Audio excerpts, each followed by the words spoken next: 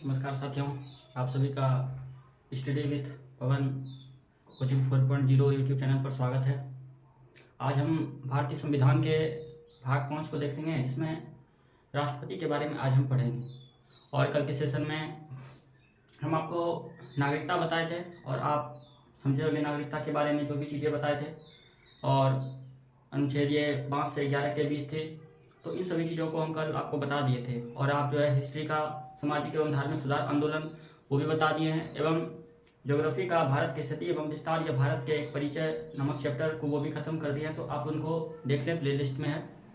तो आइए हम जानते हैं सबसे पहले कि राष्ट्रपति जो है भारतीय संविधान के भाग 5 में संघ का चर्चा है। और इसमें भारत के राष्ट्रपति 52 से 62 अनुच्छेद 52 से अनुच्छेद 62 तक राष्ट्रपति की चर्चा है। और भाग 5 में हम अनेक चीज़ को देखेंगे और यहाँ से क्वेश्चन पूछे भी जाते हैं। लेकिन आज हम पहले देखेंगे राष्ट्रपति को, क्योंकि 52 से 62 तक अनुच्छेद जो है ये राष्ट्रपति के बारे में चर्चा है। तो यदि हम राष्ट्रपति को देखें, प्रेसिडेंट को देखें, तो यह भारत के सर्वोच्च वरिष्ठ संवैधानिक निकाय के एक पद है, राष्ट्रपति। और यदि देखा जाए कि राष्ट्रपति का पद सर्वोच्च होता है और राष्ट्रपति भारत का सर्वप्रथम नागरिक होता है। यदि पूछा जाए कि भारत का प्रथम नागरिक कौन होगा, तो भारत के प्रथम नागरिक जो होंगे वो राष्ट्रपति होंगे। और राष्ट्रपति का पद भारतीय संविधान में ब्रिटेन से लिया गया है। एवं अनेक तथ्य को हम पढ़ेंगे। तो आइए सबसे पहले हम जानते हैं राष्ट्रपति, जो कि आपका अनुच्छेद 52 से 62 तक दिया गया है। तो अनुच्छेद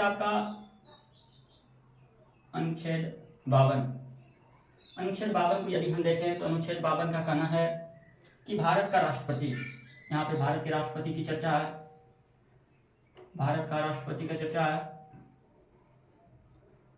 तो अनुच्छेद 52 में जो है भारत के राष्ट्रपति की चर्चा है।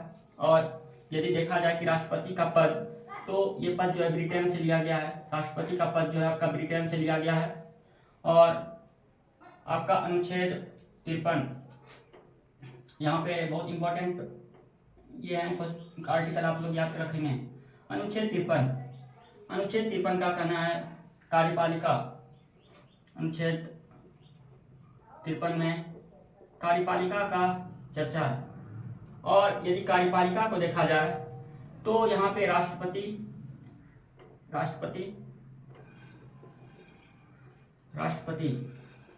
और अनुच्छेद 53 में बोला गया है कि भारत के राष्ट्रपति जो होगा वो कार्यपालिका के अध्यक्ष होंगे। और राष्ट्रपति जो कार्यपालिका का, यहाँ अनुच्छेद 53 दिया गया है कि राष्ट्रपति कार्यपालिका का अध्यक्ष होगा। लेकिन ये राष्ट्रपति जो होते हैं औपचारिक रूप से कार्यपालिका का अध्यक्ष होते हैं। औपचारिक रूप से जो है टेम्पररी जो है ये टेम्पररी होते हैं राष्ट्रपति, लेकिन वास्तविक रूप में प्रधानमंत्री होते हैं। वास्तविक रूप में आपका प्रधानमंत्री होते हैं वास्तविक रूप में। तो यदि पूछा जाए कि अनुच्छेद 53 के तहत कार्यपालिका का जो शक्ति है वो राष्ट्रपति के पास है, लेकिन राष्ट्रपति के पास जो है वो औपचारिक रूप से टेम्पररी है, और परमानेंट आपका जो हो जाएगा वास्तविक रूप से ये प्रधानमंत्री में हो जाएगा। एवं 52, 53 और 54 अनुच्छेद यदि 54 को देखें आप, तो भारत के राष्ट्रपति के निर्वाचन, यानी कि राष्ट्रपति के निर्वाचन की चर्चा है। राष्ट्रपति के निर्वाचन की चर्चा है, राष्ट्रपति के निर्वाचन की चर्चा है अनुच्छेद 54 में। और भारत के राष्ट्रपति का चर्चा जो है निर्वाचन का जो अनुच्छेद 54 में है। और आपको पता होना चाहिए कि राष्ट्रपति का निर्वाचन कैसे होता है और निर्वाचन कौन करवाता है, इनमें कौन कौन से सदस्य भाग लेते हैं। जिस प्रकार लोकसभा विधानसभा का चुनाव होता है तो उसमें जनता लोग भाग लेते हैं। जिसका उम्र 18 वर्ष का हो गया होता है तो उसको लोकसभा या विधानसभा का वो चुनाव में भाग लेता है। लेकिन इसमें आम नागरिक राष्ट्रपति के चुनाव में भाग नहीं लेते हैं। आम नागरिक इसमें राष्ट्रपति के चुनाव में भाग नहीं लेते हैं। तो और इनका देखा जाए कि राष्ट्रपति का निर्वाचन, तो राष्ट्रपति का निर्वाचन जो है ये एकल संक्रमणीय पद्धति के द्वारा होता है। ये आपका एकल संक्रमणीय पद्धति के द्वारा होता है राष्ट्रपति का निर्वाचन। इनको आप लोग देखें, राष्ट्रपति का निर्वाचन एकल संक्रमणीय पद्धति के द्वारा होता है। बहुत गर्मी है, आप लोग घर में रहें और पढ़े ध्यान से।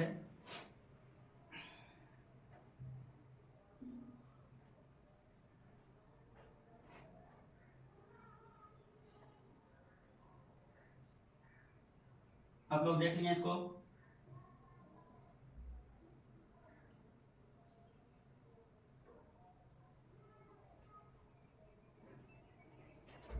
इसमें आपका क्या बताएं आपको कि अनुच्छेद 54 के तहत जो है राष्ट्रपति के निर्वाचन की प्रक्रिया है, एवं राष्ट्रपति का निर्वाचन जो है ये अप्रत्यक्ष विधि से होता है, अप्रत्यक्ष विधि से होता है, एवं एकल संक्रमणीय, थोड़ी हिंदी गलत हो सकती है, एकल संक्रमणीय पद्धति के द्वारा इनका चुनाव होता है। और एकल संक्रमणीय पद्धति क्या होता है और इनका चुनाव कैसे होता है ये भी देख लेते हैं यहाँ पे। तो अनुच्छेद 54 में आपका राष्ट्रपति के निर्वाचन की चर्चा है और ये अप्रत्यक्ष विधि से होता है। और इसमें जो है एकल संक्रमणीय पद्धति जो है यहाँ पे नंबरिंग सिस्टम जो है, यहाँ पे नंबरिंग सिस्टम होता है।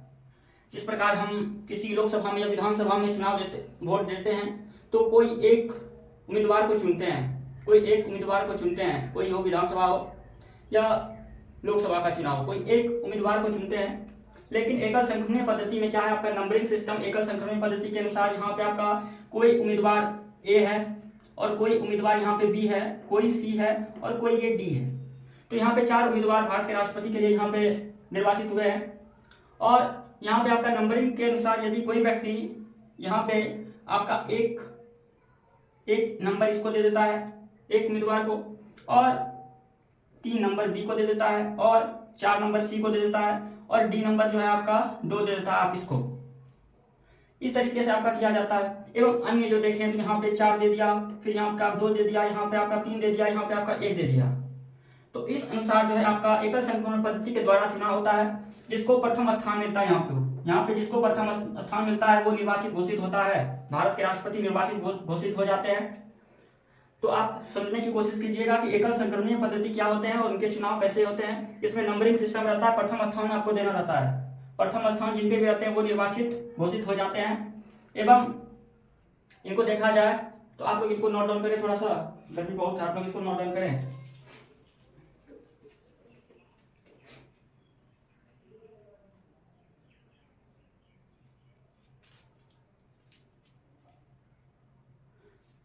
एवं ये भी पूछा जा सकता है कि इनका जो है निर्वाचन मंडल के द्वारा होता है, इनका निर्वाचन मंडल के द्वारा होता है। और इसमें कौन कौन से भाग लेते हैं व्यक्ति उनको देख लेते हैं। तो संसद के दोनों सदन यानी कि लोकसभा और राज्यसभा, आपका राज्यसभा एवं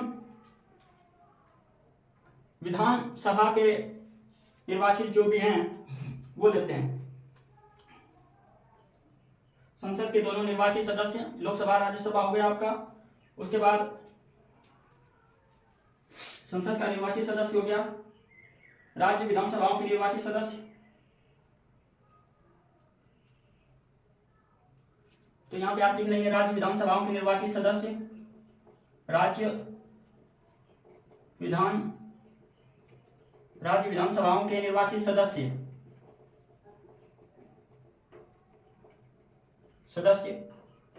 एवं ये आपका जो है 17वां संविधान संशोधन 1992। यदि आपका देखा जाए कि 17वां संविधान संशोधन 1992 के तहत जो आपका दिल्ली एवं पुडुचेरी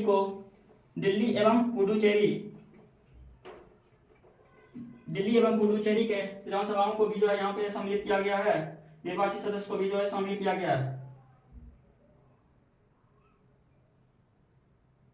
लेकिन यहाँ पे आप याद रखिएगा, यहाँ पे निर्वाचित सदस्य भाग लेते हैं ना कि मनोनीत। यहाँ पे आपका मनोनीत सदस्य भाग नहीं लेगा, यहाँ पे आपका मनोनीत सदस्य जो है भाग नहीं लेगा, जो भी लेगा यहाँ पे निर्वाचित सदस्य लेगा। तो अनुच्छेद 54 के तहत जो है ये राष्ट्रपति का निर्वाचन की प्रक्रिया आपको बताएं एवं कैसे निर्वाचन होता है वो आपको बताएं।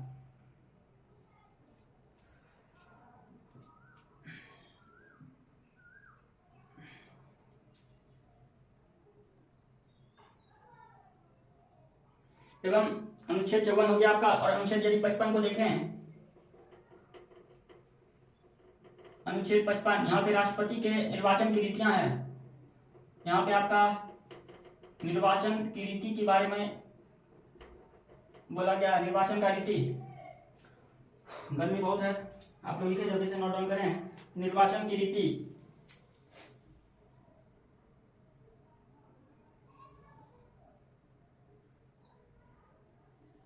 यानी कि इसमें बोला गया है कि राष्ट्रपति के रीति, जो भी राष्ट्रपति का निर्वाचन है, अलग अलग राज्यों का प्रतिनिधि समान रूप से होता है।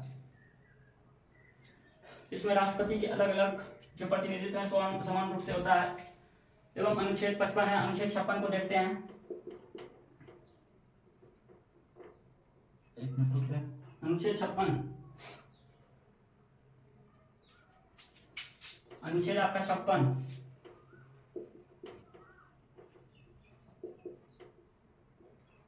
अनुच्छेद 56 आपको दिख रही है। अनुच्छेद 56 में राष्ट्रपति के कार्यकाल की चर्चा है। अनुच्छेद 56 में आपका राष्ट्रपति के कार्यकाल की चर्चा है।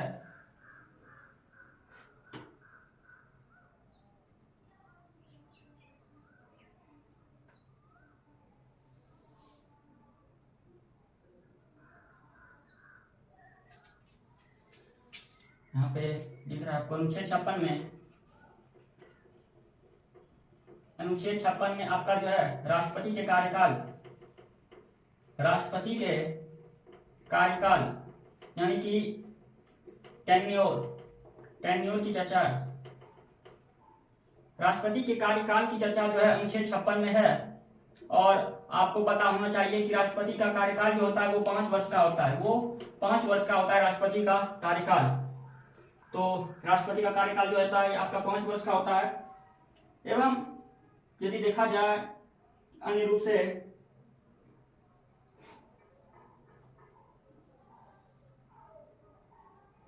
राष्ट्रपति का कार्यकाल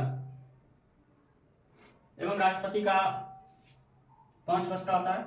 और इसमें एक और क्वेश्चन पूछा जा सकता है कि राष्ट्रपति का यदि त्याग पत्र दे, राष्ट्रपति यदि त्याग पत्र दे तो ये किसको देगा त्याग पत्र? ये उपराष्ट्रपति को देगा। ये आपका उपराष्ट्रपति को देगा।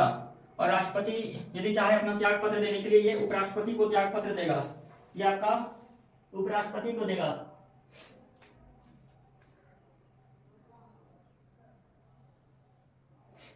आप लोग इनको देखें।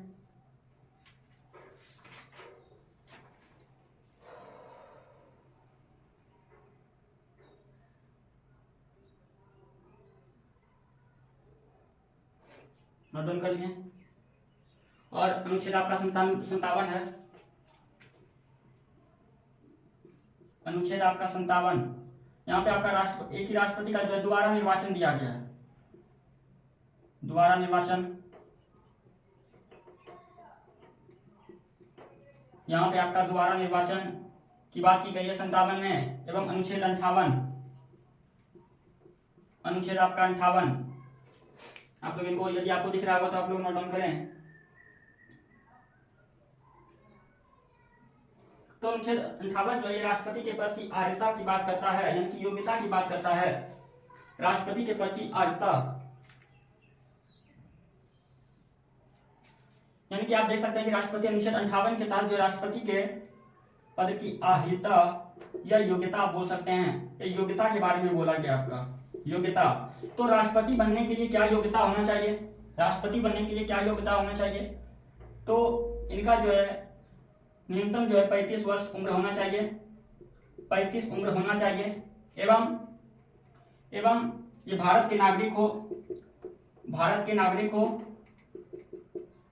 ये भारत के नागरिक हो और लाभ के पद पे नहीं हो, लाभ के पद पर ये नहीं रहे। तो अनुच्छेद 58 के तहत जो है राष्ट्रपति के पद की आयता है। और एक और चीज लिख लें कि लोकसभा का सदस्य निर्वाचित होने के लिए आयता हो। लोकसभा का सदस्य, लोकसभा के सदस्य, लोकसभा के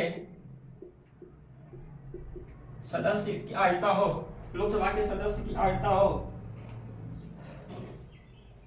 लोकसभा के निर्वाचित, यहाँ पे होगा निर्वाचित सदस्य की आयता हो। तो ये आपका अनुच्छेद 58 हो गया, अनुच्छेद आपका 58 हो गया। एवं इसमें एक और चीज आप लिख सकते हैं कि राष्ट्रपति की अर्थता जो होना चाहिए ये 50 प्रस्तावक और 50 अनुमोदक होना चाहिए। ये भी इंपॉर्टेंट है कि क्वेश्चन में पूछा जाता है। 50 प्रस्तावक और 50 अनुमोदक एवं 15,000 जो है आपका जमानत राशि होनी चाहिए। जमानत राशि होनी चाहिए आपका 15,000 रुपये। तो ये आपका अनुच्छेद 58 के तहत है कि अनुच्छेद 58 आपका बोल रहा है कि राष्ट्रपति की योग्यता क्या होनी चाहिए राष्ट्रपति बनने के लिए, तो 35 वर्ष इसका उम्र होना चाहिए, भारत का नागरिक हो, लाभ के पद पर नहीं हो, लोकसभा के निर्वाचित सदस्य की आयता रखता हो और 50 प्रस्तावक और 50 अनुमोदक एवं 15,000 जो है रुपये जमानत राशि होनी चाहिए। तो इनको आप नोट डाउन कर ले। अनुच्छेद 58 तक आप नोट डाउन कर लिए।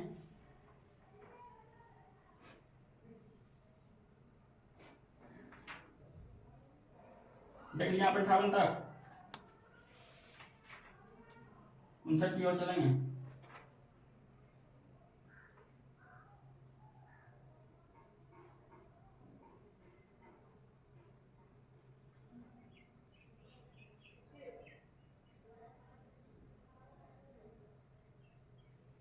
और अनुच्छेद 59 में भी वही दिया गया है कि राष्ट्रपति की दशा या शर्त। अनुच्छेद 59 को यदि देखा जाए, आपको दिख रहा होगा अनुच्छेद 59, तो राष्ट्रपति की यहाँ पे शर्त की बातें की गई है। तो यहाँ भी वही चीज होगा, ये दिवालिया नहीं हो और लाभ के पद पर नहीं हो, तो अनुच्छेद 59 के तहत ये हो सकता है आपका पागल नहीं हो, दिवालिया नहीं हो, लाभ के पद पे नहीं हो, ये आपका दशा या शर्त होना चाहिए। यहाँ पे आप लिख सकते हैं कि पागल नहीं हो, ये भी लिख सकते हैं, इतना गर्मी है। यहाँ पे आप लिख सकते हैं कि पागल नहीं हो, तो अनुच्छेद 59 हो गया। और यदि अनुच्छेद 60 को देखें, अनुच्छेद 60, तो अनुच्छेद 60 में राष्ट्रपति के शपथ की चर्चा है। अनुच्छेद 60 में जो राष्ट्रपति के शपथ की चर्चा है, और राष्ट्रपति की शपथ की चर्चा अनुच्छेद 60 में है। और राष्ट्रपति को शपथ कौन दिलाता है? भारत के सर्वोच्च न्यायालय के मुख्य न्यायाधीश CJI जो है या जो है शपथ दिलाते हैं भारत के राष्ट्रपति को। और यदि CJI भारत के मुख्य न्यायाधीश, सर्वोच्च न्यायालय के मुख्य न्यायाधीश जो है अब्सेंट रहेंगे, तो उसके जगह पे जो है 5 वरिष्ठ जो सर्वोच्च न्यायालय के रहते हैं, तो उनके द्वारा ये शपथ दिला सकते हैं। तो यहाँ पे अनुच्छेद 60 को आपको बता रही है कि भारत के राष्ट्रपति की शपथ की चर्चा है। और वहां पे आप लिख लें, भारत के राष्ट्रपति को शपथ जो है भारत के मुख्य न्यायाधीश CJI मुख्य न्यायाधीश सुप्रीम कोर्ट के सुप्रीम कोर्ट के मुख्य न्यायाधीश जो है भारत के राष्ट्रपति को शपथ दिलाते हैं। और यदि मुख्य न्यायाधीश अब्सेंट रहेंगे, तो उसके जगह पे 5 वरिष्ठ जो मुख्य न्यायाधीश होते हैं उनके जगह पे आ सकते हैं, उनको शपथ दिला सकते हैं। अनुच्छेद 60 हो गया आपका। और यदि अनुच्छेद 61 को देख लें, तो अनुच्छेद 61 में महाभियोग की चर्चा है, राष्ट्रपति के महाभियोग की चर्चा है। अनुच्छेद 61 में यदि हम देखें, तो यहाँ राष्ट्रपति के महाभियोग की चर्चा है। अनुच्छेद 61 महाभियोग।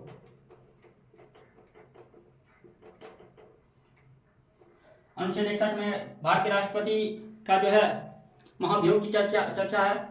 और अभी तक भारत में राष्ट्रपति जो है किसी पर भी महाभियोग की प्रक्रिया नहीं लगाई गई है। और अनुच्छेद 61 के तहत राष्ट्रपति पर महाभियोग लगाया जा सकता है। कैसे लगाया जा सकता है? यदि वो संविधान का अतिक्रमण करे या राष्ट्रद्रोही के रूप में, तो विदेशी राष्ट्र के अपनाने से या कोई अन्य चीजों से ये महाभियोग की प्रक्रिया लगाई जा सकती है। एवं यदि पूछा जाए कि महाभियोग, यदि आपको वहां पे नहीं दिखता होगा तो आप यहाँ पे लिख सकते हैं अनुच्छेद 61 महाभियोग, राष्ट्रपति का महाभियोग की चर्चा है राष्ट्रपति के अनुच्छेद 61 में। और ये महाभियोग की जो प्रक्रिया है ये USA अमेरिका से लिया गया है। आपको यहाँ पे 3 चीजें हम बता रहे हैं। एक, आप भारत के राष्ट्रपति का पद आपका ब्रिटेन से लिया गया है। और यहाँ पे भारत के राष्ट्रपति का निर्वाचन जो है ये आयरलैंड से लिया गया है। आप यहाँ पे ध्यान देंगे और लिखेंगे, भारत के राष्ट्रपति का निर्वाचन की प्रक्रिया आयरलैंड से लिया गया है। और महाभियोग की प्रक्रिया जो भारत के राष्ट्रपति का वो अमेरिका से लिया गया है। एवं महाभियोग कैसे होगा? संविधान का अतिक्रमण करने से, विदेशी राष्ट्र अपनाने से। तो इन सभी चीजों से जो है महाभियोग हो सकता है। और यदि हम अनुच्छेद 62 को देखें, अनुच्छेद 62। तो यहाँ पे राष्ट्रपति की रिक्तियां के बारे में बताया गया है। राष्ट्रपति के पद का रिक्त होना, राष्ट्रपति के पद का रिक्त होना, राष्ट्रपति के पद रिक्त होना। तो अनुच्छेद 62 के तहत जो है राष्ट्रपति के पद का रिक्त होना, और कैसे रिक्त होगा? कार्यकाल समाप्त होने के कारण, त्याग पत्र देने के कारण, महाभियोग या निर्वाचन, अवैध या मृत्यु के कारण। तो भारत के राष्ट्रपति का जो पद का रिक्ति होगा कैसे होगा? या तो निर्वाचन उनका अवैध होगा, या तो त्याग पत्र दे देंगे, या तो मृत्यु हो जाएंगे। तो इन सभी चीजों से राष्ट्रपति का पद जो है रिक्त होगा। तो उनके स्थान पर ये 6 मंथ तक जो है यदि रिक्त हुआ तो उनके स्थान पर आपका कौन आ जाएगा? उपराष्ट्रपति। ये आपका उपराष्ट्रपति आ सकते हैं, और यदि उपराष्ट्रपति भी नहीं रहे तो सीजेआई आ सकते हैं। आप लोग यहाँ भी लिख सकते हैं, यदि रिक्त होगा तो यहाँ पे उपराष्ट्रपति आ सकते हैं इनके जगह पे, और उपराष्ट्रपति भी नहीं रहे तो सीजेआई आ सकते हैं। तो अनुच्छेद 62 के तहत राष्ट्रपति के पद की रिक्ति की चर्चा है। तो आज हम बताएं भारतीय संविधान के भाग 5 में राष्ट्रपति की चर्चा है। अनुच्छेद 62 तक आपको बता दिए हम, आप लोग इसको नोट डाउन कर लें, आप लोग इसको नोट डाउन कर लें।